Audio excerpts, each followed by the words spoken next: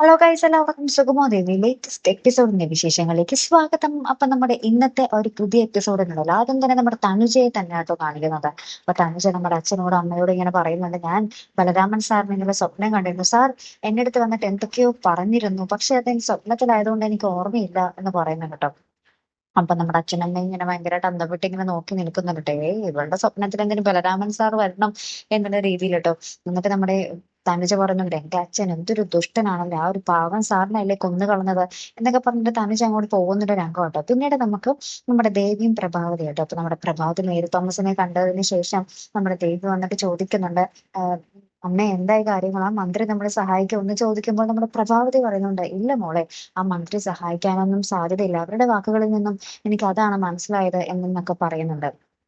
അവരിപ്പോ നമ്മുടെ പ്രഭാവതിയാണെങ്കിൽ ഇനി എന്ത് ചെയ്യും നമ്മളെന്നൊക്കെ പറഞ്ഞ് ഭയങ്കരമായിട്ട് സങ്കടപ്പെട്ട് കരഞ്ഞു നിൽക്കുന്ന ഒരു നിമിഷത്തിലാണ് അവിടെ ഗിരീഷ് നമ്മുടെ ചന്ദ്രോത്ത് വീട്ടിലേക്ക് വരുന്നത് കേട്ടോ.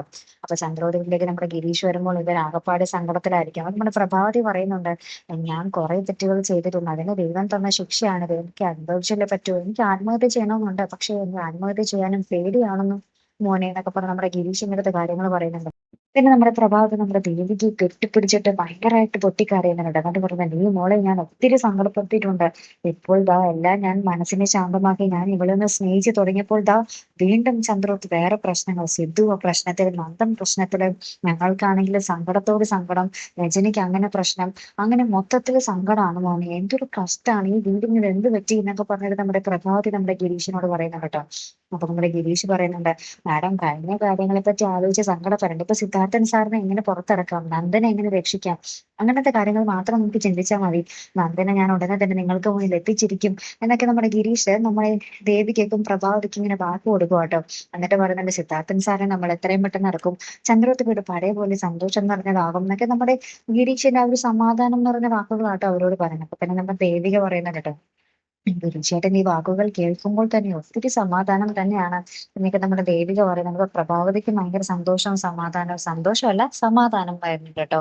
അതിനുശേഷം നമ്മുടെ ഗിരീഷ് നമ്മുടെ മുരളിയെ വിളിച്ചിട്ട് എനിക്കൊന്ന് കാണണം, നന്ദന്റെ കാര്യം സംസാരിക്കാനാണെന്ന് പറഞ്ഞ് നമ്മുടെ മുരളിയെ വിളിച്ചിട്ട് ഇങ്ങനെ പറയുന്നുണ്ട്. അപ്പൊ നമ്മുടെ മുരളി ഇങ്ങനെ റെഡിയായിട്ട് ഇറങ്ങുമ്പോൾ നമ്മുടെ ഗൗരിയും ഭാർഗവിയും വിടുന്നേ ഇല്ല, മോനെ ഇക്കാര്യത്തിൽ നീ ഇടപെടണ്ട, അറിയാം നിനക്ക് നന്ദനോടുള്ള സ്നേഹം, പക്ഷേ നമ്മുടെ കാര്യം കൂടി നോക്കണ്ടേ മോനെ എന്നൊക്കെ പറയുമ്പോൾ നമ്മുടെ മുരളി പറയുന്നുണ്ട്, അവൻ എന്റെ ജീവന്റെ പാതി തന്നെയാണ്, എന്റെ ജീവൻ കൊടുത്തിട്ടായാലും അവനെ ഞാൻ രക്ഷിച്ചിരിക്കുക, എന്നെ ആരും തടയണ്ട എന്നൊക്കെ പറഞ്ഞ് നമ്മുടെ മുരളി പോകുന്നുണ്ട്. ശേഷം നമ്മുടെ മുരളിയും നമ്മുടെ ഗിരീഷും തമ്മിൽ ഇങ്ങനെ ചർച്ച ചെയ്യുവാട്ടെ എങ്ങനെ നന്ദനെ രക്ഷിക്കാം എന്നുള്ളത്. അപ്പൊ നമ്മുടെ മുരളി പറയുന്നുണ്ട്, ഉറപ്പായിട്ടും ആ ത്യാഗരാജൻ തന്നെയാണ് ഇതിന് പിന്നിൽ, പക്ഷെ അയാളെ നമുക്ക് നേർക്ക് നേർ ഏറ്റുമുട്ടാൻ പറ്റില്ല ഗിരീഷേട്ടാ, അയാൾക്ക് ഒരു സൈന്യം തന്നെ സ്വന്തമായിട്ടുള്ള ഒരാളാ എന്നൊക്കെ പറയുന്നുണ്ട്. അപ്പൊ നമ്മുടെ ഗിരീശേട്ടൻ പറയുന്നുണ്ട്, പിന്നെ എന്ത് നമ്മൾ ചെയ്യും എന്നൊക്കെ പറഞ്ഞപ്പോൾ നമ്മുടെ മുരളി പറയുന്നുണ്ട് കേട്ടോ, ഗിരീശേട്ടൻ ഇക്കാര്യത്തിൽ ഇടപെടണ്ട, ഗിരീശേട്ടന് അത് ആപത്താണ്, ഞങ്ങൾ ഇക്കാര്യം നോക്കിക്കോളാം, ഗിരീശേട്ടനെ ഞാൻ വിളിച്ച് അപ്പൊ വിവരങ്ങൾ അറിയിച്ചോളാം എന്ന് പറഞ്ഞിട്ട് നമ്മുടെ ഗിരീശേട്ടനെ പറഞ്ഞു വിടുന്നുണ്ട് കേട്ടോ. അപ്പൊ ഗിരീഷ് ഇങ്ങനെ പറയുന്നുണ്ട്, ഇല്ല ചന്ദ്രോത്ത് വീട്ടിലെ ഒരു സങ്കടമാണല്ലോ, ഇത് എന്റെ വീടാണ്, എനിക്കും കൂടി അത്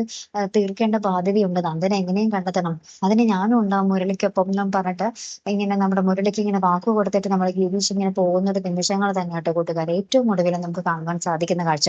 അപ്പൊ എന്തായാലും നമുക്ക് ആ ഒരു ശക്തി കൊണ്ട് നമ്മുടെ ത്യാഗരാജനെ നേരിടാൻ പറ്റില്ല എന്ന് നമുക്ക് നല്ലോണം അറിയാം, നമ്മുടെ മുരളിക്കും ഗിരീഷിനും അല്ലെ, എത്ര ശക്തി ഉണ്ടെങ്കിലും അവരെ നേരിടാൻ പറ്റില്ല. ഇനി ബുദ്ധിപരമായിട്ട് എന്തെങ്കിലും ചെയ്ത് നമ്മുടെ ത്യാഗരാജനെ നേരിടാനേ പറ്റുകയുള്ളൂ, അതിന് നമ്മുടെ ഗിരീഷ് മിടുക്കനാണ് അല്ലെ. ഇനി നമ്മുടെ ഗിരീഷ് നമ്മുടെ നന്ദനെ രക്ഷിക്കാൻ പോയിട്ട് നമ്മുടെ ഗിരീഷ് വല്ല അപകടത്തിലാകാതിരുന്നാൽ മതിയായിരുന്നു അല്ലെ പ്രേക്ഷകരെ. എന്തായാലും കാത്തിരുന്നേനെ കാണാട്ടോ. അപ്പൊ അടുത്തൊരു വീഡിയോ വരുന്നത് വരയ്ക്കും here and the Malayali signing off.